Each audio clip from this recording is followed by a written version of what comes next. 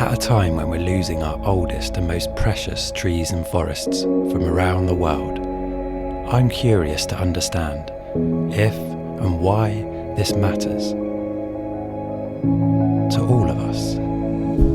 Welcome to the Meaning of Trees podcast. I'm Tom Hill, and it's here that I meet with people from all walks of life to explore the answers to one essential question. What do trees mean to you?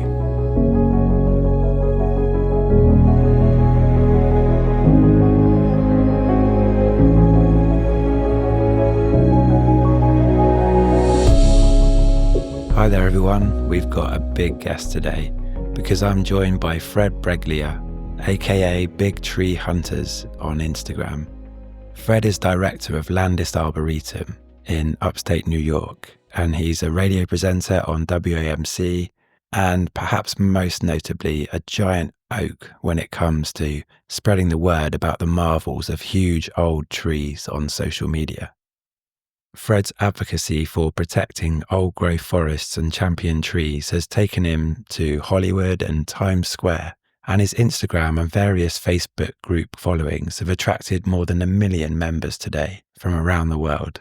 Oh, and he even managed to inspire a statewide law in New York to protect the biggest and oldest trees where he lives in the US with his family. We chat about his tree hunting origins, the elusive titans that continue to keep him guessing, and why now is the time to appreciate what we do still have. Fred, it's a pleasure to have you on the Meaning of Trees podcast. And do you want to just start by telling our listeners where you're joining us from today? Yep. So we're in an area called Esperance, New York, the capital district of New York State, upstate New York. So a lot of people think New York as in New York City, and we're really the opposite of that. It's, thousands of acres of state land all around the house that we're currently staying in. So it's, very rural and beautiful, a lot of trees. Well, thanks to technology, we're crossing the whole of the Atlantic Ocean then, basically, and we're catching you just as you're waking up. I'm sure you're like a spring bud bursting forth, and I'm here just after lunch, maybe a little bit of a semi-mature tree going into senescence, perhaps. Not quite the dormant season. Not quite the dormant season, no. I'm genuinely excited to chat to you, and we first kind of came into contact via your social media channels, particularly the Instagram account, Big Tree Hunters. And I'm really excited to pick your brains about trees. And the very first question I've got for you is, what do trees mean to you? So quite a big one. Yeah, it's a big one. But I guess it's become part of my life. So it means quite a bit. I started early on with an affinity for trees, big ones, ironically, in particular. There was a very profound experience about 5 years old. My mom always told me this story of this great oak tree that was over near where I grew up, my childhood home in Richmondville, New York. And I was too young to make the hike. It was like a 3-mile round trip hike up there and back. And it was pretty steep. So when I got to be about 6 years old, she said, she always felt like I could take the hike then and we can do it. And so we went up there and we looked at the oak tree, and I had this vision in my brain of how big it would be. It was quite big. But when I saw the tree, it was bigger than that. It was much bigger than that. And it blew me away. And then she also explained that all the forests around that big tree had been cleared, and maybe even as many as several times cleared. And for whatever reason, it blew me away. It was almost hard to comprehend, but it did lead me down a road of environmentalism. And it ended up, being my career choice. I went to college for it. I spent, majority of my working life working with trees. I got engaged in a redwood forest out in California. I got married under the great oak tree at the Landis Arboretum to my wife. For now, we're going on almost 20 years married. Every day I'd say, we do something with trees, and trees do something for us too. It's been a good give and take relationship. And I couldn't have thought of a better way to spend my life's work. The more we do it, the more we, want to do it. And we never get tired of it. Seeing more trees, talking to people about trees, looking for trees. And, more importantly now, I think, and now I'm 50 years old now. So I think more importantly now, I'm trying to spread the importance of these trees. And, it's not so much speaking to the choir anymore. It's more about how do we touch those people that are just the general public? Maybe they didn't grow up in the woods. They didn't grow up in trees. We have different walks of life. We have different political parties. but we all speak tree, and big trees seem to be the way that I got involved, and it seems to be a way that we get a lot of other people involved too. Yeah, I think you're the first American to be on the podcast, and I know that our listeners will have some of them in the back of their minds, the kind of the comments coming out from your current president and his team at the moment, and they're definitely sort of sending some shockwaves around the world. They're sort of bold and provocative. Where on earth do trees fit into all of that nonsense? Well, I mean, ultimately, with the current administration, it doesn't sound like trees are the priority. It sounds like, they're more looking at resources and looking at it from a different angle. But whether they like or admit it, trees are playing a big role in their lives too. So it's shaping their life around them, whether they acknowledge it or not. And I think, hey, it's probably more important than ever to keep doing what we're doing. And all the signs keep pointing towards we're on the right path. It's good to find your life's work and keep getting these reinforcers as I keep going that you should keep going with this stuff. It just, sometimes you have to work for things. And I'm not saying I didn't work for this. I certainly did. I dedicated my life, at least a big chunk of it, to trees.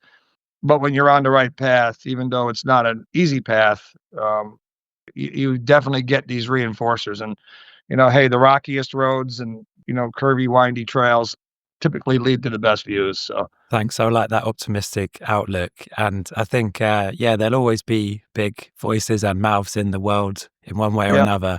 And thankfully, to the work of people like yourself, there'll hopefully also always be big trees as well. And what is it about those really big trees that fascinate you, that speak so loudly to people? And what do they symbolize today? I think they're humbling in a lot of ways. They put our lives in perspective.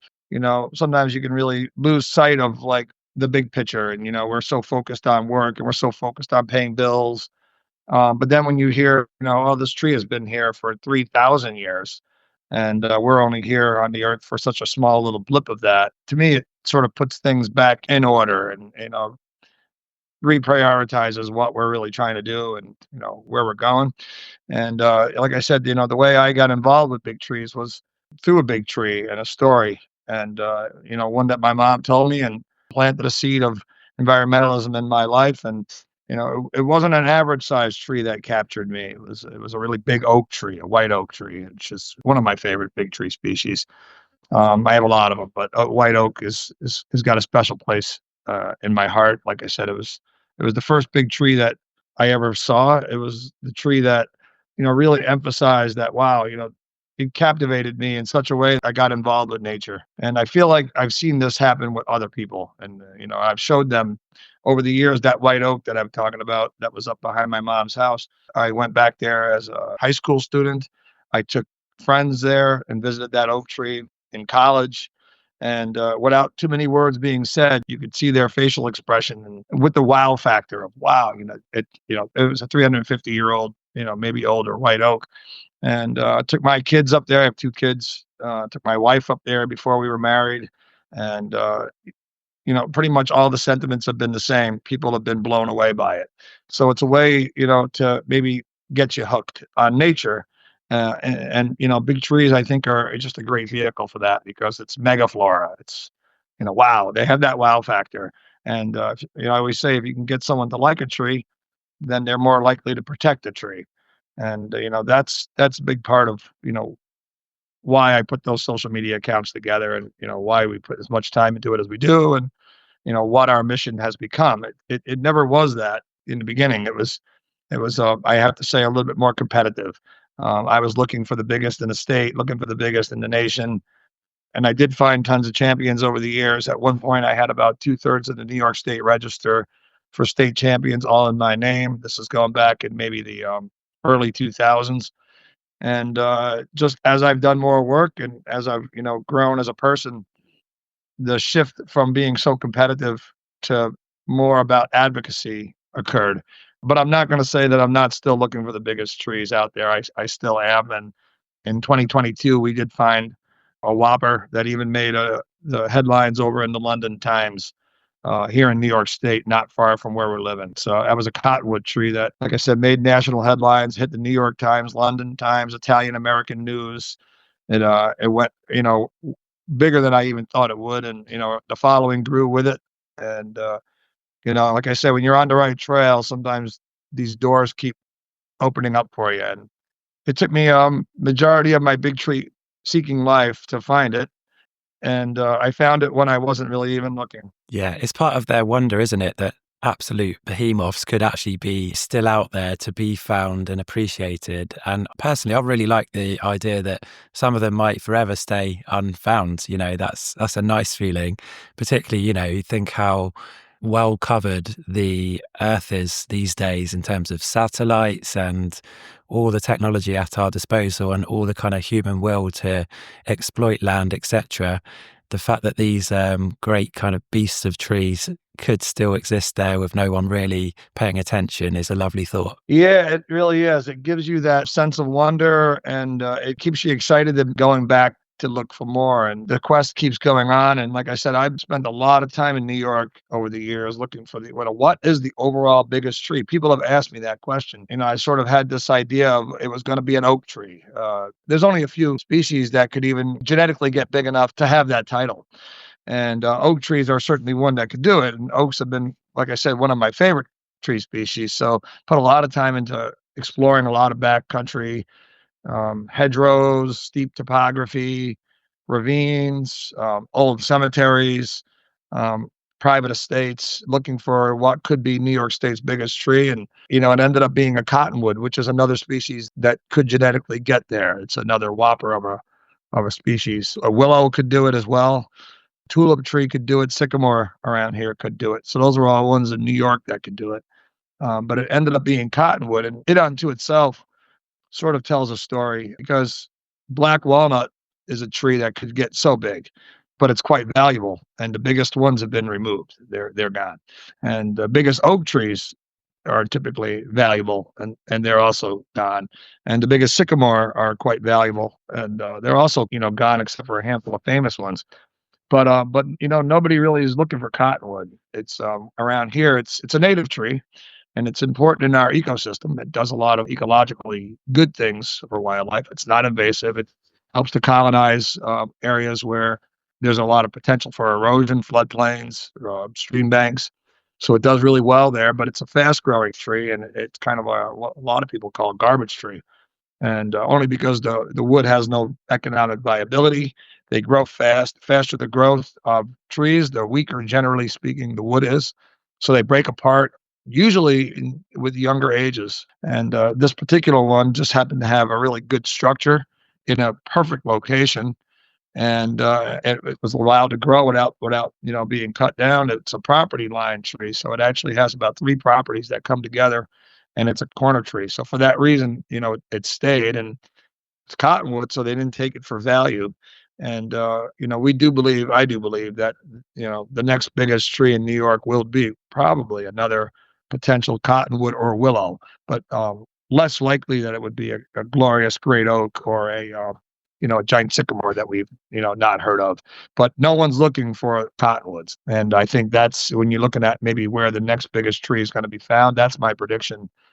We did buy a canoe this past year, and we're now starting to look at areas via satellite, also through Google Earth. You can spot a lot of stuff. So we've seen a lot of these big trees that are in these floodplains in the middle of nowhere, and trying to figure out a way to get to them with a car has been more than challenging.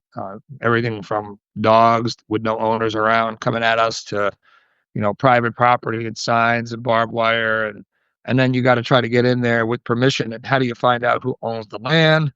So we sort of went a different route. Most of these trees that we found via like Google Earth are all within sight of a waterway, and no one owns the water. So with a canoe, we're going to be able to get to these trees without having to go through people's property. And now we're going to be able to see if they're really, as big as we think they are. But they're in the middle of nowhere. They're not, not on anybody's radar. But it does give us that sense of, wow, there might be a lot more out there. And we do keep seeing these ones like, wow, if that looks that big on Google Earth, means it's probably pretty big. So that we're pretty excited about getting into some of these places that a lot of folks maybe are a little bit less excited about. That's so cool. And I have seen those pictures on your Instagram, quite a few of them from boats, and that makes sense now. And it's interesting to hear about what trees might have been, kept and retained or spared, if you like, in the US. And we definitely have similarities here in the UK where boundary marker trees would have been long kept. They would have been really important meeting places back in the day between different landowners or just natural landmarks as well before, there was ways to text everyone to say, oh, okay, I'll be there at this time. You just said, oh, this day around this point kind of thing. It's nice to think, isn't it, about the human history some of these trees might have had. Exactly. Yeah, a lot of them, they were here with Native Americans. Even the oak tree at the Arboretum, which fell to a hurricane back in 2011. It was the tree that my wife and I got married under. We were not the only ones. My brother had a picture. He's 18 years older than I am, and he had a picture of him at the great oak tree probably before I was even born. And when you look at the picture of the oak tree before I was born, and look at the picture of the oak tree, back in 2011 when we got married, it really didn't look much different. Certainly not the same for me and my brother. And also your social media accounts as well have really helped to kind of create an international community, or at least, when people are traveling abroad, they're really thinking about being able to share their own stories of meeting with some of these amazing trees. So what started as, I guess, a local story, a personal one for you, you've actually helped to inspire a whole bigger network of people being able to share those kind of encounters. Which ones stick in your mind? How did that really get going? How did it really boom out to cover pretty much every corner of the globe? That's a good question. And, it didn't start out with the dream of being able to put that kind of a coverage out or have that kind of a impact, but it's been great. But it started out almost more of a way to communicate with other big tree hunters in our country, and a few that were overseas. We always thought of it as, well, it's a way to showcase what we're finding. We said everything to public because still always wanted to be able to, like, say to the general public, these are the things that we're finding, and create that interest level, way before social media. It started back before the internet. And back then, we were looking for big trees and finding champions, and we were making headlines. And eh, papers were our vehicle. Print paper was our social media. It was our voice. It let it talk to the public, and very quickly, very early on, we realized that the media really liked us, and I'd like to think it was, hey, they liked us because we're doing a really good thing. We're trying to preserve these trees. We're trying to spread the meaning and the importance of these trees and why they should be kept. But reality was that, that wasn't why they were covering the stories. They were covering the stories because they sold papers. It was a feel good story. It wasn't like, someone got murdered or there was some other, bad type of, press. It was actually something that people liked.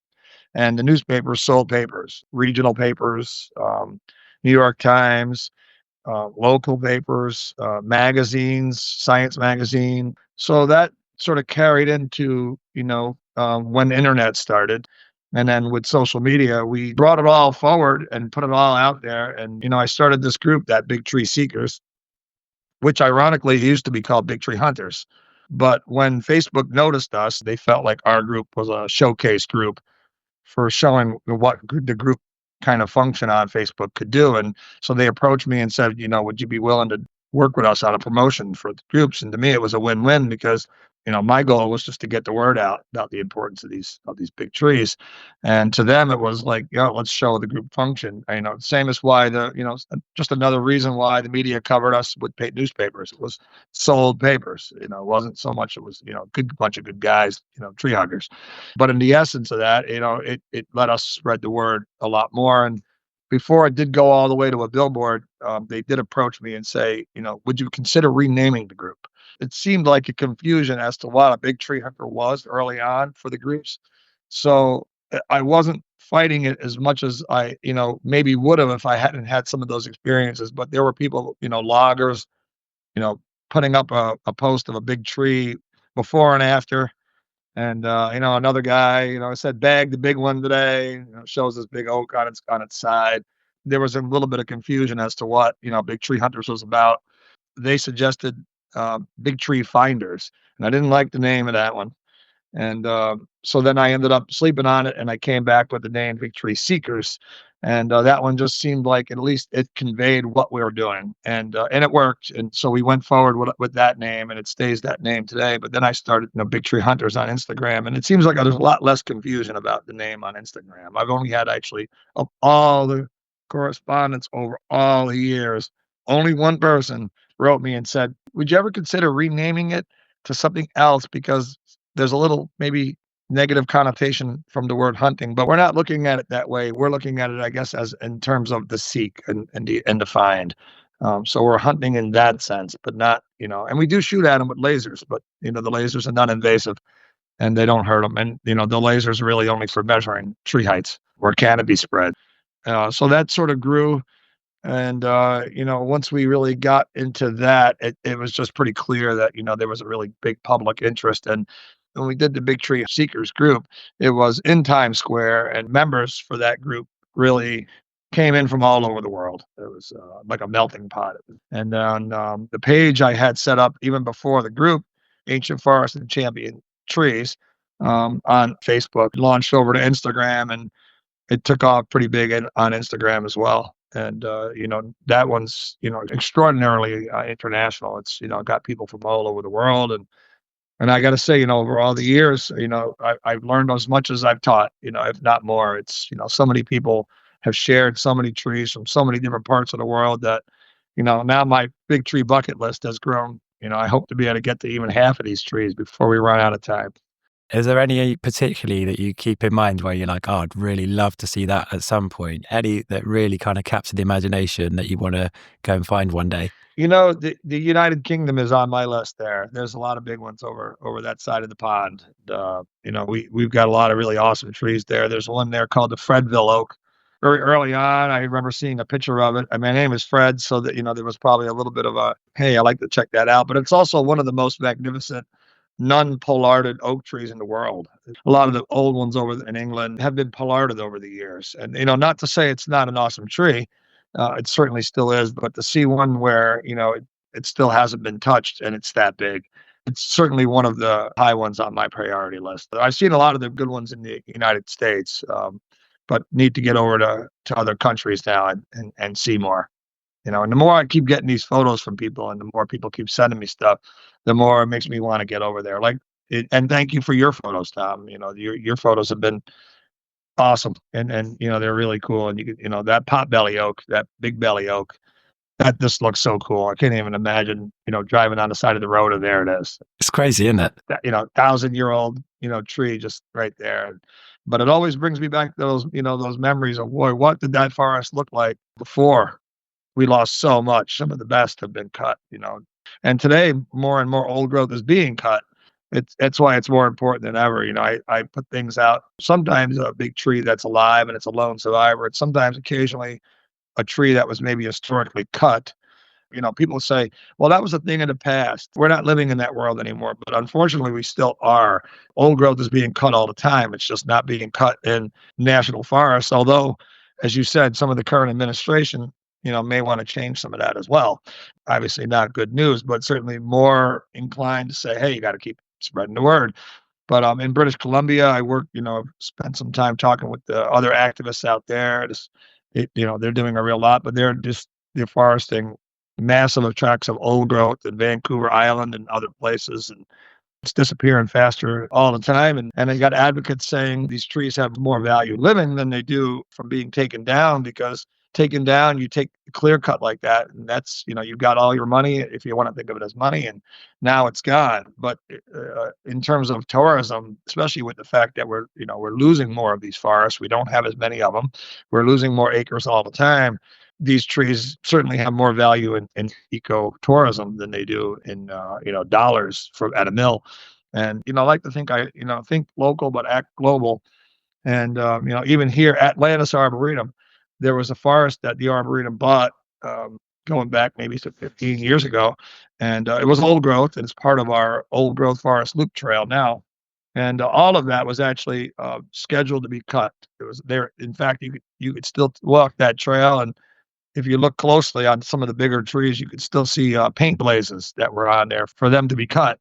And the Arboretum ended up swooping in and buying that land out from the person that actually had it under contract. We had to pay several $1,000s to the person who was under contract just for them to walk away from this deal. And they luckily did. And we bought that forest and we had cut it. We would have had a small chunk of money for a really short window of time and it would have been already gone. But instead, we got interpretive signs to tell people what they're looking at when they walk through the forest. And we've got way more press and way more, support. And ultimately, more members and more money by saving the trees. So, did we do it for that? No, but it ended up working out that way. And we do see that, as trees continue to go and there's less and less places where people can see them, especially the old original forests, the more they become valuable. And, it's too bad that more people just don't see it that way. But hey, we're at least a one or two posts a day closer to trying to get the word out there, and we're not the only ones out there doing it. There's a lot of other groups borrowing images or, now I've seen your big belly oak on so many different platforms on Facebook alone. People, follow our page and then steal the images. But I will say to their credit, they have given you most of the photo credits, Tom. So anytime I see them, I'm always like, add the photographer's credit, guys. I don't care if you share them. It's just add the credits. A lot of work goes into getting these photos and, but even when they don't share them, I still think we're accomplishing the mission.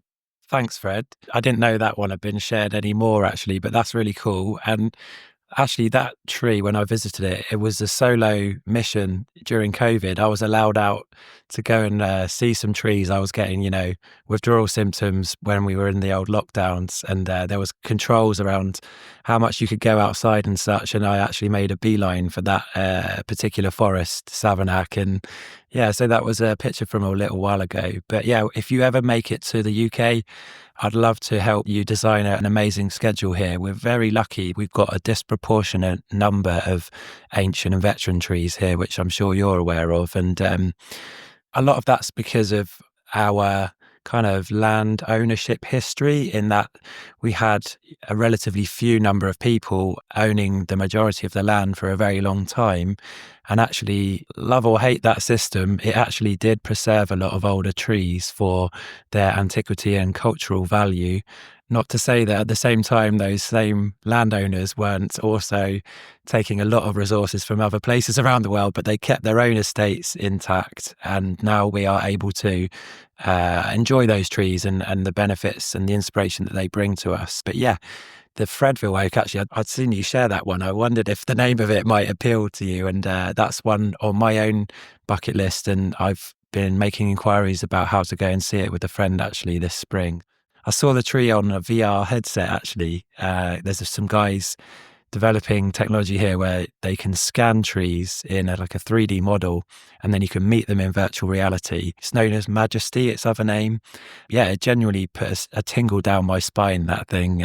So yeah, I'm going to be pretty humbled when I do get to see it. Absolutely. And that, and that's another angle, that VR. It's another way for people to be able to see trees. And I met somebody else that had participated in a study, something similar to what you had mentioned, only it was this was actually with elephants and in Africa. And they were able to put this VR on, and there was a camera set up like in this wildlife preserve. And, there's no telling what's going to happen. It was live. It's just running. But you're able to like be in that wildlife preserve. And at one point, the person said that a baby elephant came like right up to the lens and they felt like the connection. They could feel it. So is all this technology good or bad? And, if it's used right, I think it can be quite good. It's a way for people that maybe can't get out there, like you said, meeting the Fredville oak, not just seeing a picture, it's being able to feel a presence in a way. And some people, will never be able to get out there and see it. And I've had a lot of people tell me, thanks so much for the images, because to them, they can no longer get around. They're housebound. And when they were younger, they were able to see these things. And now they kind of relive them through images. I think you're right. And it will never replace that direct one-to-one experience. But it's, it's partway there, and it keeps that feeling of awe and connection alive with living things outside of ourselves. And I've just got a question for you about the photos that you share. So I can tell, this project is kind of naturally evolved, and it wasn't ever about like numbers of likes and stuff. But at the same time, I'm kind of curious, right? Do you know when a picture might have a lot of likes? You know, like I've seen you share a whole range of different photos, like all different ways of looking at these older trees, old photos, perhaps some more with quirky stories and others that are just mind-blowingly huge. When you share them, do you tend to know like how far they'll go or not really? Like, does some surprise you? Most of the time, it's sort of a surprise. Every once in a while, you get these images of this awesome tree, and that one's going to be pretty big. But some of the ones that went really, really big, I never saw them coming. And like that cottonwood, I would have never thought that cottonwood because a lot of people just don't assimilate, a beautiful tree with a cottonwood. So that one, I never would have thought that it would have had the travel that it did. But I ultimately probably got more press off of that internationally than maybe any other tree that I've found. And that one it went huge, social media, it went huge on press. It is potentially the world's largest cottonwood, and it's a single stem tree. There are fusions of trees. In fact, not far from here, I know of a cottonwood that's ultimately even bigger than that one, but it's a fusion of like 4 or 5 trees, and you could see that. Although the average person, if I put it out there, would say that's a big tree. But really, if you look for the seams, there's places where like 3 or 4 or 5 trees grew together. So is it a bigger overall plant? Yes. But is it 4 or 5 trees? Probably. So we're looking for the largest single stems, and to find a cottonwood that big is rare. It's tricky because there's not an international database that runs these things. And there's a lot of different countries that have all got some type of big tree database. And the United States, we had it covered for American forests since it was the National Big Tree Register was actually developed back in the 40s. And it was also started by a guy by the name of Fred, which I also find quite humorous. And his last name began with a B, Fred Besley, instead of Fred Breglia. And then the founder of the Arboretum is also, he's passed away, but he was also named Fred, which was quite, odd. But, again, I keep seeing the signs point the right directions. So, yeah, I guess I got a little, on a tangent there, but, you don't really know what's going to do what. Is it going to be, the big cottonwood? Is it going to be the big oak? Or is it going to be some other oddball thing that's a small tree that's growing in a really harsh site? And although it's not big, it's quite old. That's going to do it. It never really was about the likes. It was just about getting the word out. But it's good to see such a positive impact. And the irony of it is that, you'd think with all these trees and all this tree hugging and saving, you just think, man, I've got to get some flack for this. I mean, where's the hate now? It's got to be out there. I've been doing this for so many years now that there has been virtually almost no negative mail. It's been overwhelmingly positive. And for the longest time, I felt like we were just getting lucky, but luck only goes so far. So it's overwhelming. When I think of it, it's kind of crazy. It's kind of scary. It's like this many people with eyes on me, but the program that we're putting down, the mix of things that we're doing obviously is working. And as the world changes around us, we, like to think we'll pivot and reshift that focus. And that's kind of what we've done. I worked on a first ever law for New York State years ago with a friend of mine to protect old trees, and it ended up becoming a law. It's known as the Bruce Kirshner Heritage Tree Preservation and Protection Act. And I believe that we're the only state of the 50 states that has one, although California might also have one. So maybe New York and California, but it was one of those things that, an opportunity came up. And in fact, the senator approached us to see if we were interested in writing something, and I shouldn't, knock on wood here, got a wood table, but amazingly how much good feedback and how little negative feedback I've received is almost more overwhelming than the likes. That's really good to know. So I think, yeah, if we've got people out there that might be experiencing some trolls at the moment, you just need to get a bit more into big old trees and kind of post some of those experiences up, and you should be all right. And yeah, something else you said there, Fred, was really interesting. So I'm going to just put a little side note in here for any listeners that might be expecting a baby. Fred seems to be a pretty solid name if you'd like them to be a tree hugger. Seems like a solid name for tree work. Yeah, you don't get many Freds these days. So yeah, I think we need more of them. I've got a question for you about how you might access kind of downtime. So you're someone being constantly sent pictures of trees, you work in an arboretum, You probably got them out of that window that I can see behind you. I don't know about you, but sometimes I just need a little break from them. I might visit the beach where there's not many trees, or I might visit the mountains sometimes where they don't grow up there, or not as many of them do. What about you? How do you get downtime or time away from trees, or is that something you even crave sometimes? I actually do.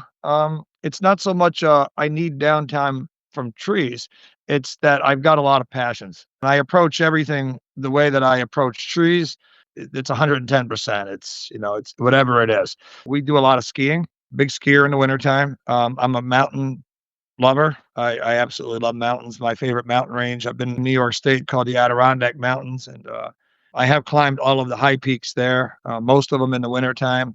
So there's a thing called the Adirondack 46ers. I am an Adirondack 46er. It's successfully climbed and documented all of those. I completed that back over 20 years ago now.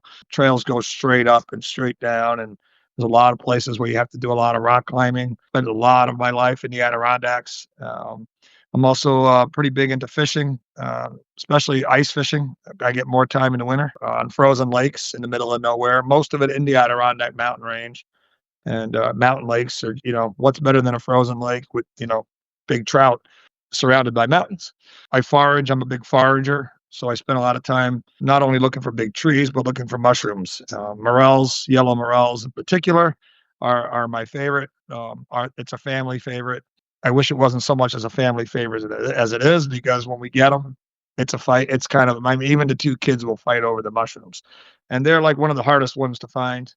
I'm pretty good at reading the clues of the forest. And ever since I started looking for morels, I got lucky the very first year, and they were just the best shape for cooking. And once I got into that, there was no stopping me. So that's coming up really soon. I'm getting really excited.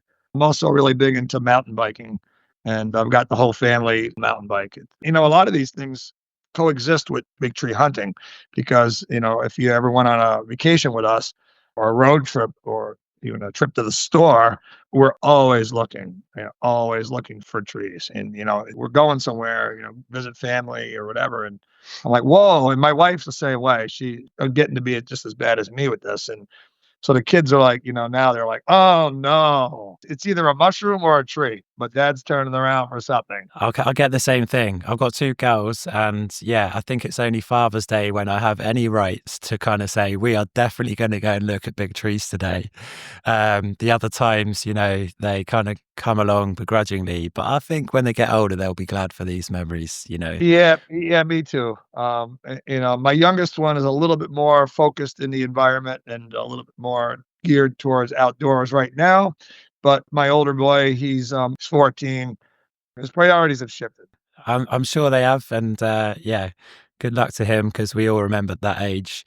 I've got a kind of controversial question for you, actually. Yep. Playing devil's advocate, and your tree love couldn't have come across more strongly to this point on our chat. But with trees, is there anything about them that bugs you out? Anything you don't like about trees? Um, well, I deal with a lot of invasive trees at the Arboretum, and I like to think that there's no such thing as a bad tree, and we tend to move things around humans.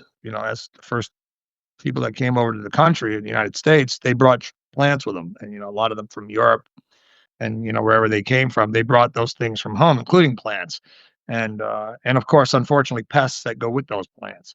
So I have, as a horticulturist, as an arborist, I have seen how invasives can negatively impact ecosystems. Just to give you an example of this, there's a place where I ride my mountain bike filled with really large oak trees. It's like an old growth forest that you can ride through. And the trails are very much friendly to the trees. It's just a little tiny single track trail that meanders itself through the forest. And I've been riding this particular place for, probably 25 years or more now.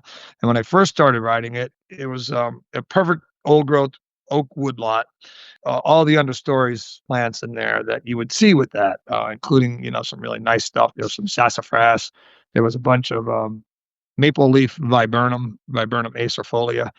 And when the viburnum acerfolia in the fall turns its autumn foliage into a light shell, it just illuminates the entire understory magically, almost like Lord of the Ringsy kind of a feel. And I've watched that ecosystem change from basically an understory of almost all native plants over the last 25 years to pretty much an understory of almost nothing but burning bush, which is an invasive. It's, I believe it's from Asia, and it was just widely planted as a landscape plant for a lot of reasons. It does really well. It acclimates to all kinds of sites. It doesn't mind if it's in shade or full sun.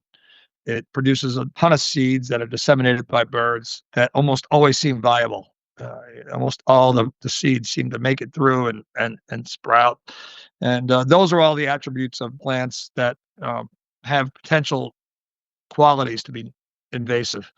And in this case, it's one of those things where it does so well that it actually outcompetes native flora. And so now the biodiversity of that forest, instead of being like a whole bunch of woodland plants that pollinators would have used, to pretty much a mono species. So is it a bad plant? I don't think it's a bad plant. I think it's a bad plant in that location. Seeing how destructive they could be, really is disheartening. Tree of Heaven's another really big one that we have as a problem around us. Not so much in this part of upstate New York, but it's more of a downstate problem.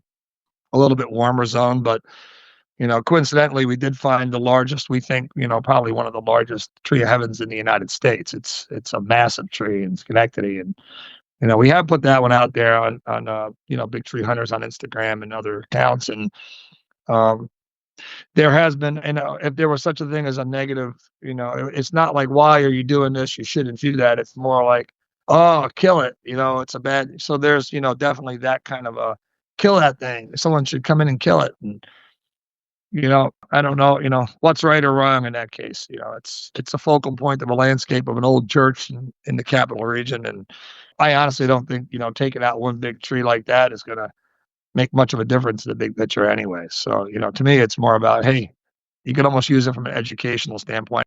And this is nothing negative about trees. It's just I've done some consulting over the years, different historical trees. People, like to bring me in as I'm a certified arborist, and Fred, can we save this big old tree? Can we save this?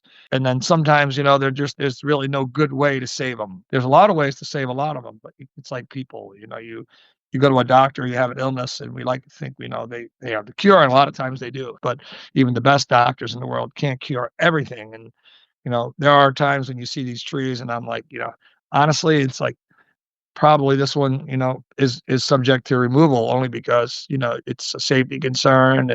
There's no good way to structurally make it safe. And that's rare. Usually we can figure out ways to make trees safer.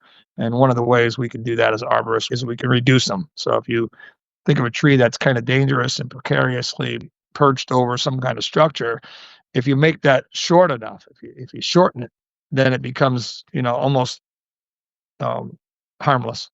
So a lot of times, just by shortening trees, we're able to save trees, and that's kind of the direction we go, proactive. Not anything against the tree, but it's like that's another one that's like how do you make those calls? It's hard for me to pull a plug on a tree. So we're going to wrap up our chat now, and I hope you stay in touch. And yeah, if you do get time to make it out on that world tour to see all the amazing trees that you've seen pictures of, and you're going to come to the UK, definitely let me know. It's on the list. So, if we have our way, we'll definitely be making a tour to Europe. I've got to hit Italy as well.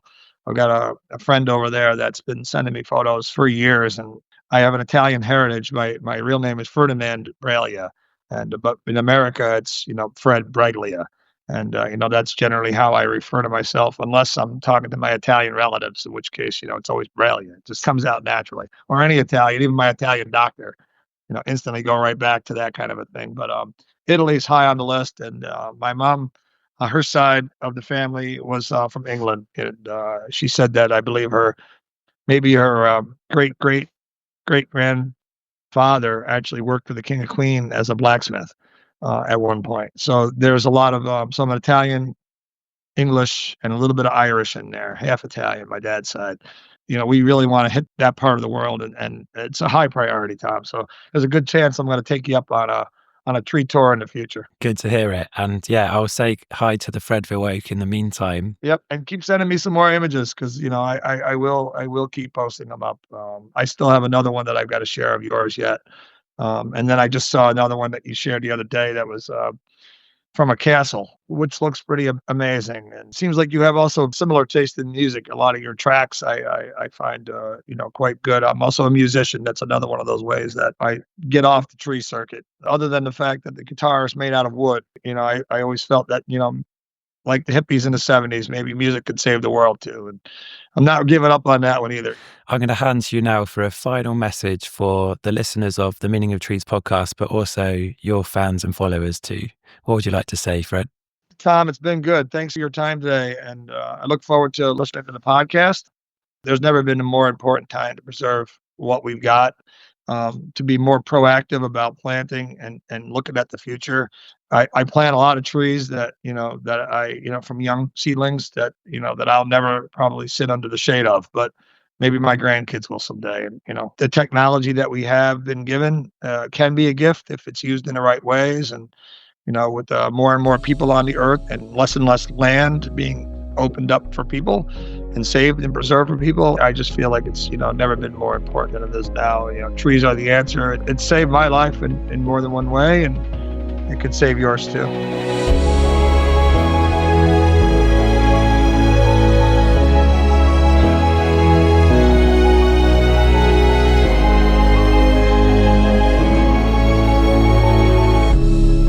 You've been listening to the Meaning of Trees podcast. Don't forget to like, share and subscribe. And see you next time.